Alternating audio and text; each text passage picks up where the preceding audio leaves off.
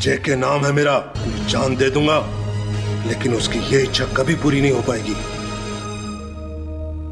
बेटे बैंक में लोन की अर्जी लगा दे। बापूजी, बैंक से हमने पहले ही ओडी ले रखी। सिर्फ 3 महीने का समय और मिल जाता तो हमारा सिंगापुर वाली कंसाइनमेंट के पैसे आ जाते। अभी मार्केट के पैसों की क्या पोजीशन है? 15 लाख तो मैंने पार्टियों से मंगवा लिए बापूजी, बाकी के 10 लाख और उसका 1 लाख करीब ब्याज, 11 लाख के बंदोबस्त में लगाऊं। लेकिन उम्मीद कम ही लग रही है बापूजी। बापूजी, आपने वो पेपर साइन करते समय उस क्लॉज को ध्यान से नहीं पढ़ा था क्या? पेपर तो मैंने सब ध्यान से पढ़े थे, लेकिन वो क्लॉज नजर से कैसे छूट गया समझ में नहीं आ रहा। शायद ये मुसीबत आनी थी, सो आ गई। अब या तो ये फैक्ट्री उसको उसकी कीमत में बेच दे या उसके पैसे लौटा दे।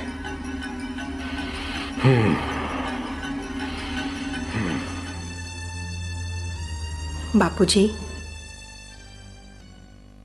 अगर आप ठीक समझो तो क्या वो पेपर मैं एक बार देख सकती हूं?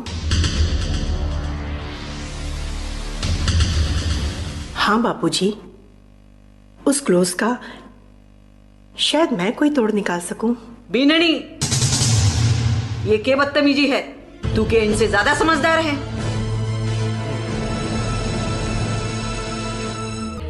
बहू, बेटा हमने शहर का बहुत बड़ा वकील किया और उसने इस केस को स्टडी कर लिया है। अब शायद कुछ नहीं हो सकता। बापूजी, मैं बस एक... चुप! तुम्हें घर की बहू है और बहू जैसी ही रहे, समझी? बहुएं घर के बड़ों के बीच में नहीं बोला करती। जा अंदर जा।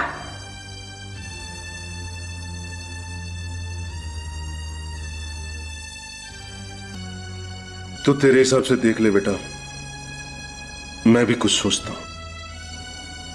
अब शायद कुछ नहीं हो सकता। बापूजी, आप चिंता मत करो, मैं कुछ ना कुछ करता हूं, सब ठीक ही होगा।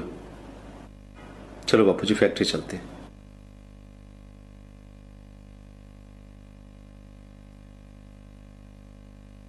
ए महारानी, अठे आओ।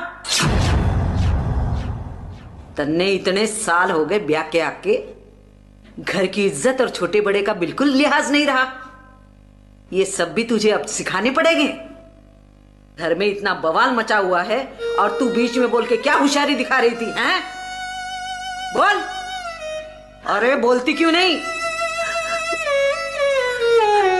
ये आंसू दिखा के तू साबित क्या करना चाहती है? आज 12 साल हो गए शादी को, इतनी भी तमीज नहीं सीखी कि बड़ों के सामने कैसे पेश आना चाहिए।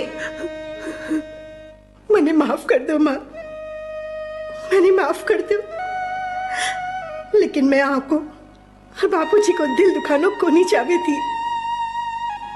मैं तो बस यह कहना चाहती थी कि मैं भी वकील हूँ, शायद कुछ। चुप! तेरी वकालत तेरे कन्ने रख और आइंदा कदे अपनी वकालत झाड़ने की कोशिश मना करिए, समझी? चल जा अंदर। आई बड़ी वकील बनके वकालत करेगी, घर को काम तो होएगा नहीं, वकालत करेगी या वकालत। हाँ। भाभी जी प्रणाम, धोख देता हूँ। अरे नहीं दामाद जी, अब मेरे पाँव मत छुओ। नहीं भाभी जी, आप मेरे से बहुत बड़ी हैं और अपने से बड़ों का हमेशा सम्मान करना चाहिए, उनका आशीर्वाद लेना चाहिए। अब मेरे पीछे पीछे क्या लेने आए हो? सुमन, ये क्या पागलपन है? चलो घर चलो, हम पढ़े लिखे लोग हैं, ये अनपढ़ जाहिलों जैसे क्यों बर्ताव कर रही हो? माइंड योर लैंग्वेज मिस्टर पराग। मुझे अनपढ़ और गंवार बोलने की तुम्हारी हिम्मत कैसे हुई? तुमने मुझे समझ क्या रखा है?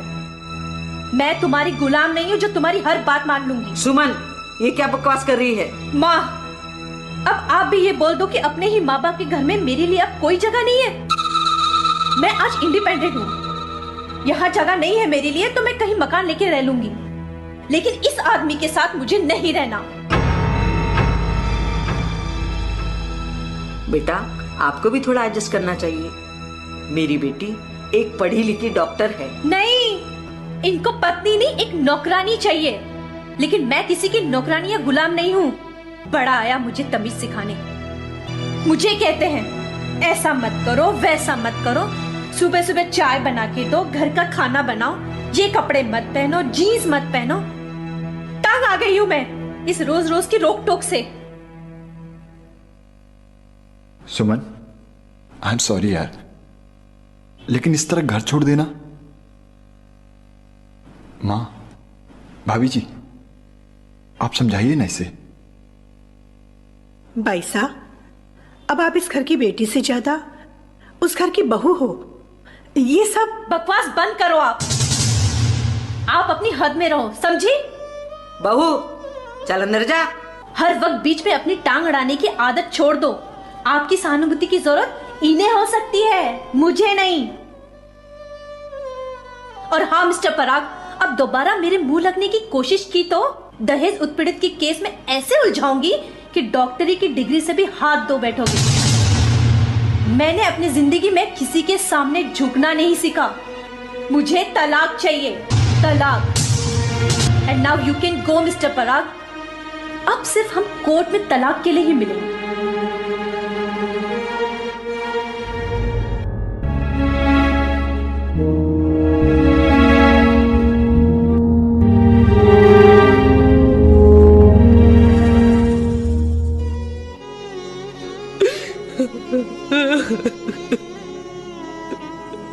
हे भगवान।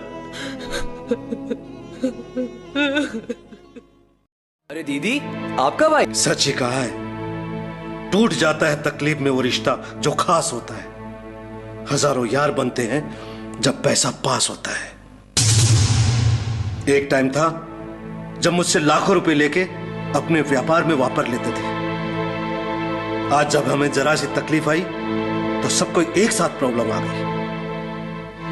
अपने आप को संभालो बापूजी, यही तो पहचान है अच्छे और बुरे वक्त की। ऐसे वक्त में तो अपने और पराये की पहचान होती है।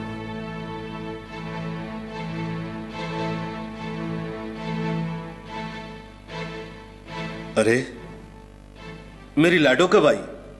दोपहर में पापा। ईश्वर जी कैसे हैं? दामाद जी कहां हैं? क्या हुआ बेटा, चुप क्यों है? बोल बेटा, क्या हुआ? क्या उन लोगों ने तुम्हें कुछ कहा?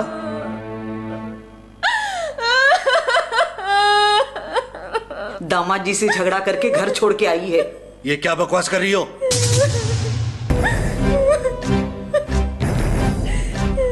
शांत हो जा बेटा, जा अपने कमरे में जा, मैं ईश्वर जी से बात कर।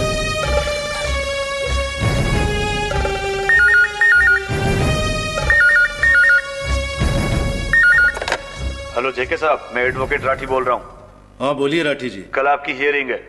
वैसे आपको तो पता ही है आपका केस बहुत कमजोर है, फिर भी मैं अपनी तरफ से पूरी कोशिश करूंगा। आप 12 बजे तक कोर्ट पहुंच जाना, ठीक है? राठी जी, मुझे थोड़ा वक्त चाहिए। आपको तो पता ही है सामने वाला किस तरीके से आपको घेरने का प्लान बना चुका है। जेके साहब, मेरी बात समझने की कोशिश करो। बस एक बार मुझे इस मुसीबत से छुटकारा मिल जाए, फिर देखना कौन किसको घेरता है। मैं इसको रोड पे लाके नहीं खड़ा कर दिया तो मेरा नाम भी जेके अग्रवाल नहीं। बस एक बार, बस एक बार।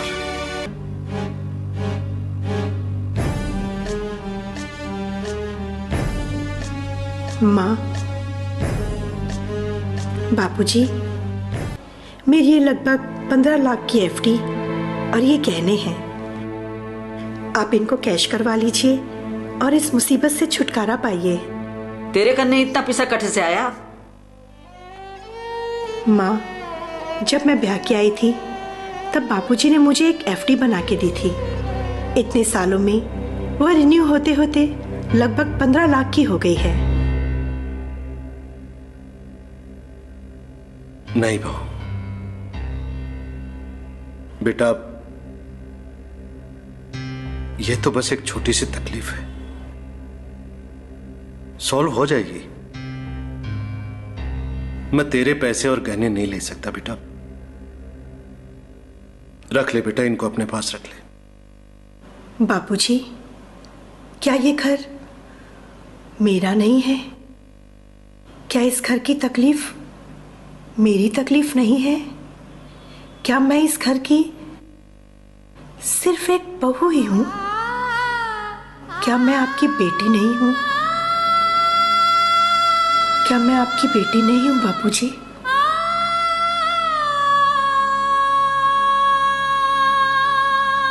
हाँ बेटा, तू भी तो मेरी बेटी ही है। तो क्या एक बेटी अपने माँ बाबूजी को तकलीफ में देख के चुप रह सकती है? जब मेरे बापूजी आज तकलीफ में है तो ये एफडी और गहने मेरे किस काम के बापूजी? मेरे किस काम के?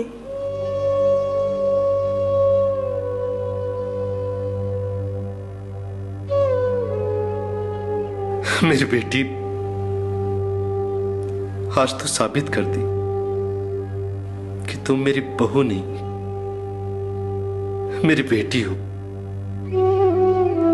अब मेरी एक नहीं, दो बेटियां हैं, दो बेटियां हैं।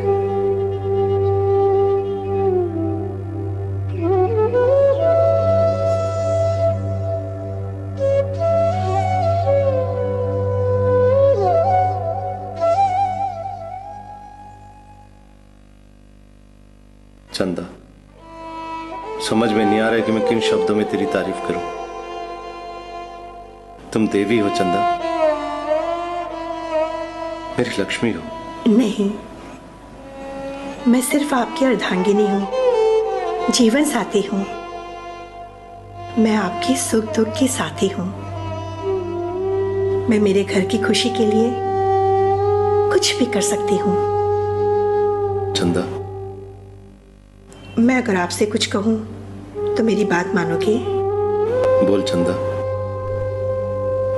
क्या बोलना चाहती हो? क्या मैं वो बॉन्ड देख सकती हूँ जिसकी वजह से आज ये प्रॉब्लम आई है?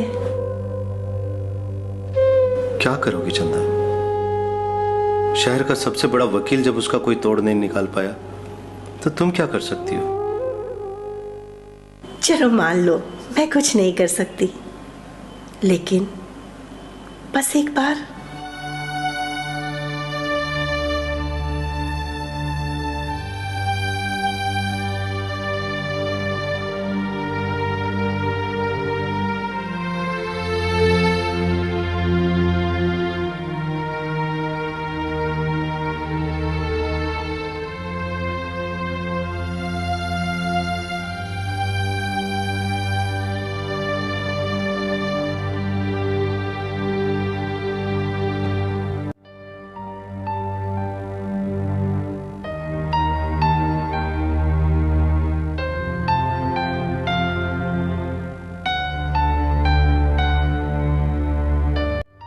ये लीजिए, ये नोट अपने एडवोकेट को दे दीजिए। चंदा, राठी शहर का बहुत बड़ा वकील है। हाँ, मैं कई बार सुन चुकी हूँ ये लाइंस, लेकिन ये नोट उनको दे देना। माने तो ठीक, वरना होना तो वही है जो होना है। ठीक है चंदा, तुम्हारे लिए नोट मैं उसको जरूर दूंगा। आप चिंता मत करो जी, भगवान सब अच्छा करेंगे।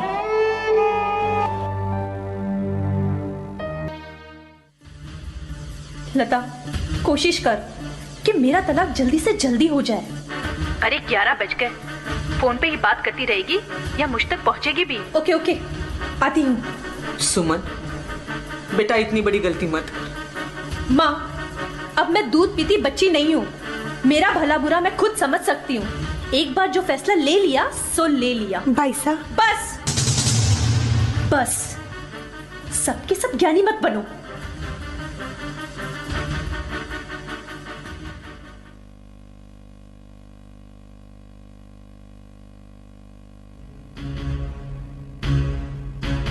बहू, ये क्या है? मेरे घर की बहू कोर्ट में खड़ी होगी तो लोग क्या कहेंगे? घर की इज्जत का तो ख्याल कर। माँ, किन लोगों की बात कर रही हो आप? आज लोगों के पास खुद के सोचने के लिए वक्त नहीं है। वक्त ने आज ऐसे अहम मोड़ पे लाकर खड़ा कर दिया है कि कोई एक रास्ता चुनना बहुत जरूरी हो गया है। घर की इज्जत ना जाए, इसलिए आज मेरा कोट पहनना बहुत जरूरी हो गया है। बहू, उतार ये कोट और चाल अंदर। नहीं माँ, आज नहीं तो फिर कभी नहीं। बहू, आज मेरी बात नहीं मानी तो मेरे से बुरा कोई नहीं होगा।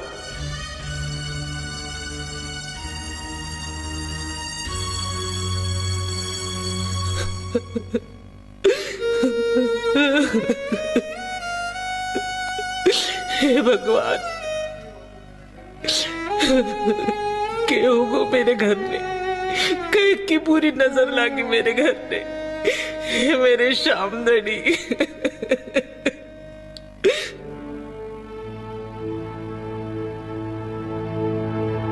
इतनी देर हो गई, कोई भी तो कोई नहीं आया कि मैं क्या करूं।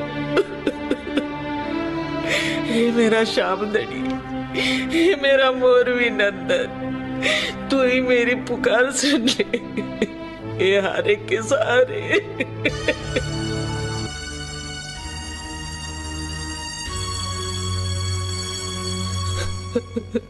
आपने समझ क्या रखा है अपने आप को? एक वकील हो इसका मतलब ये नहीं कि अपने पावर का ऐसे धौंस जमाओगी। मैं भी एक डॉक्टर हूँ। लो भाई साहब, पहले आप ठंडा पानी पियो, फिर आप जी भर के मुझे डांट लेना।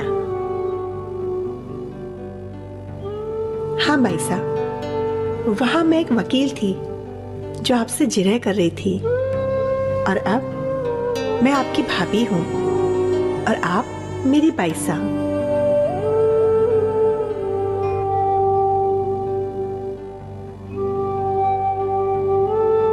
अब आप दोनों अपने मन की हर एक वो बात बताइए जिसकी वजह से आप दोनों इस मोड़ तक पहुंचे हो, और आपकी उन बातों के आधार पर ही ये तय होगा कि आप दोनों तलाक ले सकते हो या नहीं।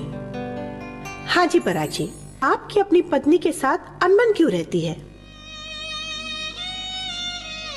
भाभी जी, अब मैं आपको क्या बताऊं। अब आपको ही देख लीजिए। कुछ देर पहले आप एक वकील थी जो हमें बात बात पर डांट रही थी। आपसे बदतमीजी और ऊंची आवाज में बात करने पर हमें हवालात तक पहुंचाने की बात कर रही थी। लेकिन अब आप एक देवी स्वरूप हमारे लिए मुस्कुराते हुए पानी का गिलास दिया और हमसे प्यार से बात कर। लेकिन तुम्हें तो एक नौकरानी चाहिए जो सुबह सुबह जल्दी उठ के सबके लिए चाय बनाए, फिर खाना बनाए, सबकी गुलामी करे। अरे गुलामी की क्या बात है यार, मेरे माँ बाप के साथ मेरे साथ ठीक से रहो, बस इतना ही तो कहा है। दामाद जी, ये बात आपको भी सोचनी चाहिए कि मेरी बेटी पढ़ी लिखी है। माँ, मैं भी तो एक पढ़ी लिखी वकील हूँ, लेकिन जैसे मैं इस घर की बहू हूँ वैसे ही बाईसा वहाँ की बहू है। कुछ सहन करना भी सीखना चाहिए। लेकिन मेरे पेशे में साड़ी पहनकर तो प्रैक्टिस नहीं कर सकती ना।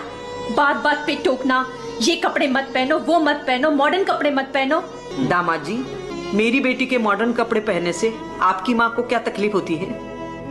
आजकल सभी पहनते हैं।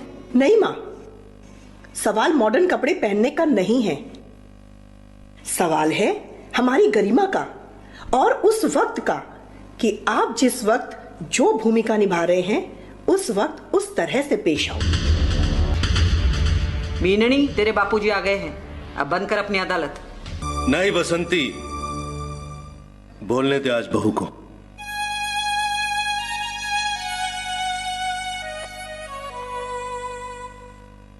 बेटी और बहू में ये दोहरा व्यवहार क्यों? जो माँ है वही तो सास है, फिर माँ अच्छी और सास बुरी क्यों? जो बेटी है वही तो बहू है, फिर बेटी लाडली और बहू बुरी क्यों? अपनी बेटी का दुख तो सीने में चुभता है, फिर बहू के लिए सोच बुरी क्यों? अक्सर हम चाहते हैं कि हमारा दामाद हमारी बेटी की हर बात माने, काम में उसकी हेल्प करे, तो वो एक अच्छा दामाद है। लेकिन जब अपने घर का बेटा बहू के किसी भी काम में हेल्प करे तो वो जोरू का गुलाम कहलाता है। ऐसा क्यों? मुझे नहीं पता, लेकिन मैं भी आज तक यही देखते आई हूं, सुनते आई हूं, अपनी माँ से, फिर अपनी सासू माँ से। यही तो परपाटी चली आ रही है कि बेटी बेटी होती है और बहू बहू होती है। नहीं माँ, अब इस सोच को बदलना होगा। जब तक हम इस दोहरी मानसिकता में जीते रहेंगे तब तक हम अपने पारिवारिक सुख शांति से वंचित रहेंगे। पर भाभी, मीठी जुबान भी तो कोई मायने रखती है। हर वक्त सिर्फ कड़वी बातें करना सीखा इसने। न जुबान पे प्यार है न मिठास। मिठास तो तब रहे ना जब बराबर का समझे। अरे घर में हर बात पे बंदिश, हर बात पे रोक टोक। अरे तंग आ गई मैं इस रोक टोक की जिंदगी से। मैंने जिंदगी में किसी के सामने झुकना नहीं सीखा, समझे? यस, बिल्कुल सही कहा आपने। आप पढ़ी लिखी है, आप नौकरानी भी नहीं है और ना ही आप किसी की गुलाम है। सुमन बाई साहब, पराग जी, आप दोनों पति पत्नी हैं और पति पत्नी का रिश्ता अहंकार पर नहीं, आपसी प्यार और विश्वास के बंधन पे टिकता है। पति पत्नी में एक बहुत ही प्यारी सी बॉन्डिंग होनी चाहिए, जहां ईगो, शक या छोटे बड़े की कोई जगह ना हो। लेकिन गलती करे फिर भी? गलती चाहे किसी की भी हो, लेकिन उस वक्त उस गलती को दिल का ताड़ बना के एक दूसरे को नीचा दिखाने की बजाय हालात को ठीक करने के लिए दोनों में से कोई एक सॉरी जैसा छोटा सा शब्द बोल दे तो बात वहीं शांत हो सकती है। लेकिन हम अक्सर अपनी गलती को छुपाना चाहते हैं और सामने वाले की गलती को बढ़ा चढ़ा के बताते हुए उसको झुकाना चाहते हैं। क्यों? हर रिश्ते में प्यार होना बहुत जरूरी होता है। जहां आपस में प्यार होता है वो रिश्ता कभी टूट नहीं सकता, और जहां प्यार और विश्वास नहीं वो रिश्ता कभी टिक नहीं सकता। लेकिन वो रिश्ता भी किस काम का जहां अपनी जिंदगी जीने को ना मिले। बाईसा, हम बेटियां हैं और बेटियां अपने माँ बाप के घर में खूब लाड़ चाव पाती हैं, लेकिन शादी के बाद जब ससुराल जाती हैं तब वो बहू बन जाती हैं और बहू की आजादी, उसका आत्मसम्मान, उसकी अपनी इच्छाएं, उसकी अपनी जिंदगी जीने की आजादी सब खत्म हो जाता है। शादी से पहले सभी कहते हैं कि हमारी भी बेटी है, हम आपकी बेटी को भी अपनी बेटी ही बना के ले जाएंगे, लेकिन ससुराल पहुंचते ही वो बहू बन जाती है। बेटी और बहू के दोहरे मापदंड बन जाते हैं। यही तो मैं कहना चाहती हूँ। तो फिर क्यों ऐसी जिंदगी जिए? कब तक? जब तक ये शरीर साथ देता है तब तक, और उसके बाद? कल किसने देखा है? बाईसा, आजकल के पति पत्नी तलाक लेके अलग हो जाना एक नॉर्मल बात मानते हैं। वो ये भी मानते हैं कि आज हम इंडिपेंडेंट हैं, अपनी जिंदगी जी सकते हैं, या वक्त के साथ आगे चल के कोई और अच्छा जीवन साथी मिल जाएगा। लेकिन वो ये भूल जाते हैं कि जब हम पहले के साथ नहीं निभा सके तो दूसरे के साथ निभा लेंगे, ये जरूरी है क्या?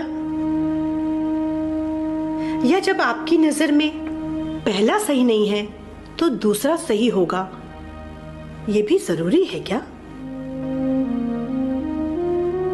आज जो ये सोचते हैं कि हम अकेले ही अपनी जिंदगी सरवाइव कर सकते हैं,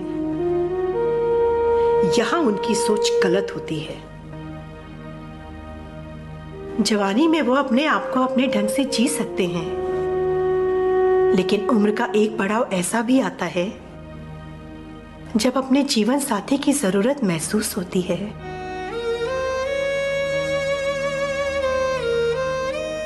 उस वक्त अपने जीवन साथी के अलावा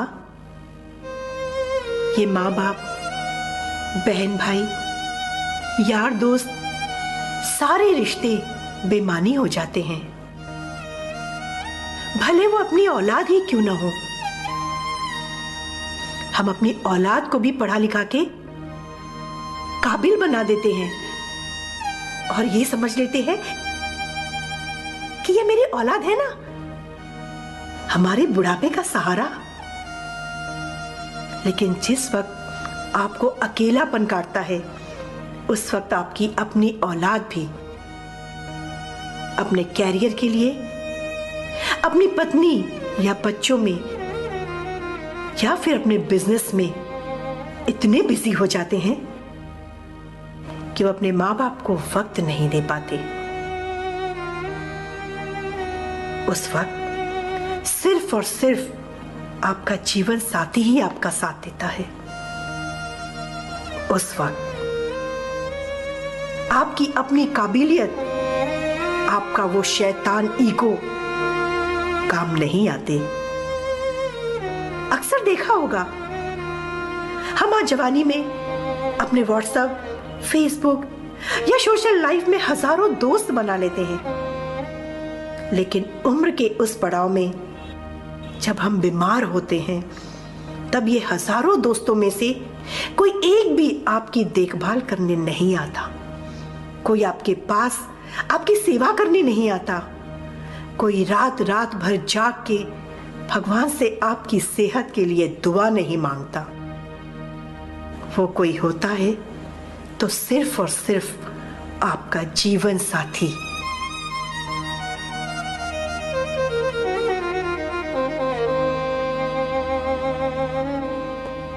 परिवार ऐसे नहीं बनते। परिवार बनाने के लिए बहुत त्याग और तपस्या करनी पड़ती है।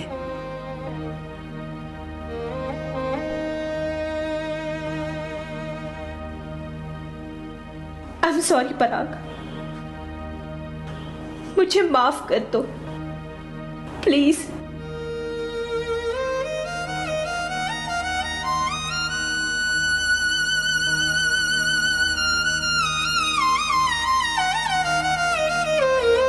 मुझे माफ कर दो भाभी, मैंने हमेशा आपके साथ बुरा बर्ताव किया। ये मेरा ईगो ही था कि मैं इस घर की बेटी और आप बहू,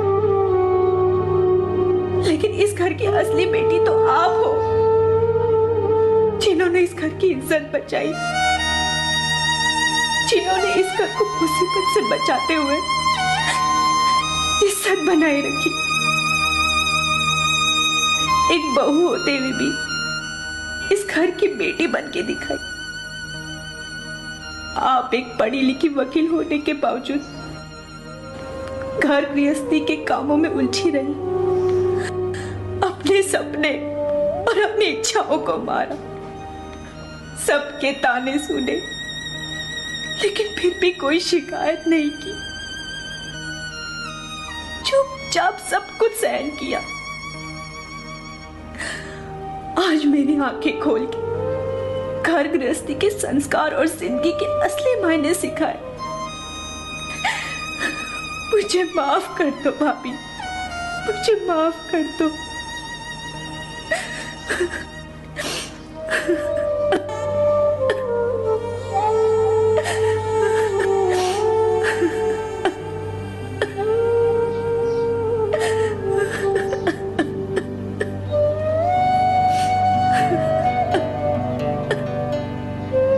चलो पर अपने घर चले।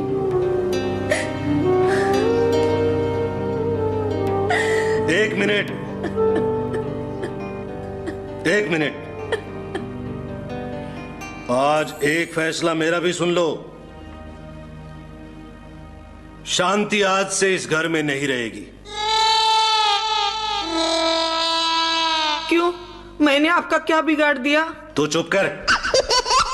शांति, आज से तुम इस घर में नहीं रहोगी। हैं? अजी शांति नहीं, चंदा, चंदा, चंदा। कौन चंदा? या और मैं शांति। शांति शांति शांति। अरे तू चुप कर यार, पहले तू अपना नाम ठीक से सोच ले। चंदा है या शांति, ये नाम याद रखने में बहुत मगज खपाना पड़ता है। खैर तो जो भी है, तेरे से तो मैं बाद में बात करूंगा।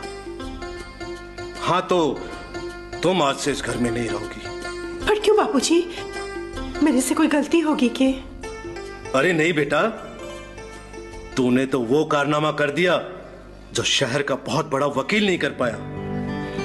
अरे शहर का सबसे बड़ा वकील जिस पॉइंट को नहीं समझ पाया, वो मेरी इस बेटी ने समझा। और बेटी, तुम्हारे उस पॉइंट को देखकर तो वो नामी वकील भी हैरान रह गया कि ये बात मेरी समझ में क्यों नहीं आई। और उस पॉइंट के दम पे ही हम उस गुप्ता को कोर्ट में धूल चटा दिए। इसलिए बेटा, आज से तू घर में नहीं, अपनी फैक्ट्री के लीगल काम अब तुम ही हैंडल करो। आज से तुम इस घर की बहू नहीं, मेरी बेटी हो। बेटी, ये लो बेटा तुम्हारी एफडी और गहने। कोर्ट ने हमें 1 साल की मोहलत दे दी। अरे घर में कोई है? क्यों, रातिंदा हो रहा के? हम तुझे क्या दिखाई नहीं देते? हम अंदर आए? आ तो गई है, इब के मेरे सिर पे चढ़ेगी। गई भैंस पानी में। बोल, के बेचने आई है? ना माँ जी, आज मैं कुछ बेचने नहीं आई हूँ।